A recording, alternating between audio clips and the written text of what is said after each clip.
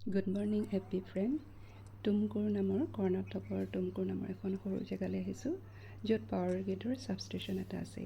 ছাবষ্টেশ্যনটো ইমান চাফা নহয়, মানে ৰাতিপুৱা মৰ্ণিং ৱাক কৰিছোঁ, ইমান ভাল লাগিছে। নেচাৰেল হাৱা আছে, ঠাণ্ডা, কিন্তু দিনত গৰম দেই। কালি আহি পাইছিলোঁ প্ৰায় 4:30মান বজাত, তেতিয়া কিন্তু গৰম আছিলে, মানে দিনত গৰম, ৰাতি আৰু ৰাতিপুৱা ঠাণ্ডা থাকে।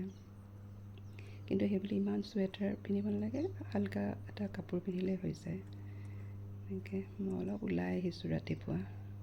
কালি পিছবেলা এঠাইলৈ গৈছিলোঁ, ইমান চোৱা নহ'ল। মই চাওঁচোন কেনেকুৱা ধৰণৰ ফুল আছে।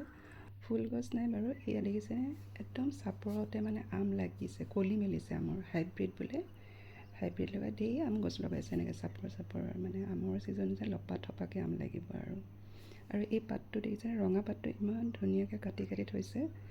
ইয়াতে প্ৰায় কৰ্ণাটকত এই পাতটো দেখিবলৈ পোৱা যায়, সেউজীয়া পাতৰ মাজে আৰু এই দুটা টাৰ্কিও থৈছে নতুনকৈ বোলে। শহাপহু ভালেকেইটা শহাপহু আছে, 20টামান আছে নেকি।